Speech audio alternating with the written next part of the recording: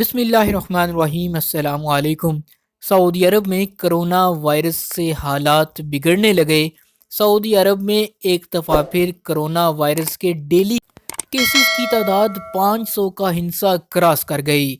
आइए आपको इस हवाले से डिटेल से आगाह करते हैं। सऊदी अरब की वजारत सेहत के आदादो शुमार के मुताबिक आज सऊदी अरब में 524 नए कोरोना वायरस केसेस रिपोर्ट हुए हैं। अगर कल के केसेस की बात की जाए तो कल रिपोर्ट होने वाले केसेस की तादाद 389 थी, जो कि यकदम बढ़कर 500 का हिंसा भी क्रॉस कर चुकी है। वाली प्रेस कॉन्फ्रेंस में वजारत सेहत के तर्जुमान डॉक्टर मोहम्मद अल अब्दुल आली ने कहा कि सऊदी अरब में ओमिक्रॉन से मुतासरीन की शरह में इजाफा हो रहा है।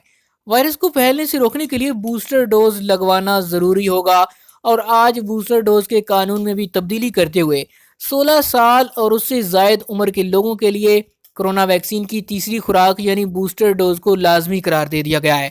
इसके साथ साथ सऊदी अरब में 5 साल से लेकर 11 साल के बच्चों को भी कोरोना वैक्सीन की पहली खुराक लगाई जा रही है।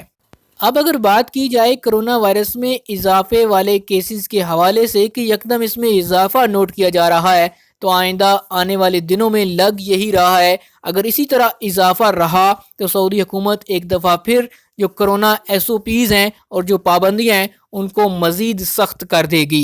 इस हवाले से दाखिली क्वारंटाइन के हवाले से या दाखिली कर्फ्यू का भी खदशा जाहिर किया जा रहा है, क्योंकि तवक्कलना एप्लीकेशन पर जो कर्फ्यू पास और परमिट है उसका ऑप्शन अभी तक मौजूद है। इस हवाले से जब मुतल्लिका हुकाम से पूछा गया था तो उनका कहना यही था कि ये ऑप्शन इसलिए मौजूद है ताकि वक्त पड़ने पर या ज़रूरत महसूस करने पर इसको इस्तेमाल किया जा सके।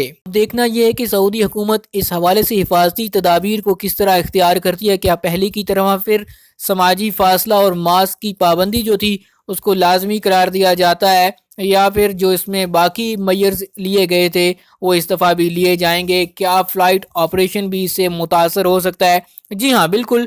अगर तो इसी तरह केसेस में इजाफा देखने में आ रहा है, क्योंकि सऊदी हुकूमत ने फ़्लाइट्स भी बहाल कर रखी हैं और बाहर से आने वालों को सऊदी अरब में पहले क्वारंटाइन किया जाता है, उसके बाद ही उनकी नेगेटिव PCR के बाद उनको सऊदी अरब में आज़ादाना घूमने की इजाज़त दी जाती है। अगर तो इसी तरह बाकी ममालिक में भी कोरोना और ओमिक्रॉन के केसेस बढ़ते रहते हैं तो खदशा यही जाहिर किया जा रहा है कि एक दफ़ा फिर फ़्लाइट ऑपरेशन मुअत्तल होने का खतरा मौजूद है। ऐसे ही इस हवाले से हमारे पास मजीद अपडेट्स आएंगी, हम आपके साथ ज़रूर शेयर करेंगे। जो भी कानून में तब्दीलियाँ की जाएंगी वो भी आपको बताएंगे और कोरोना SOPs के बारे में भी आपको आगाह करते रहेंगे। मजीद खबरों और न्यूज़ अपडेट्स के लिए आपने हमारे चैनल को सब्सक्राइब कर लेना है, बेल आइकॉन प्रेस करनी है ताकि नई वीडियोस आप तक पहुंचती रहें।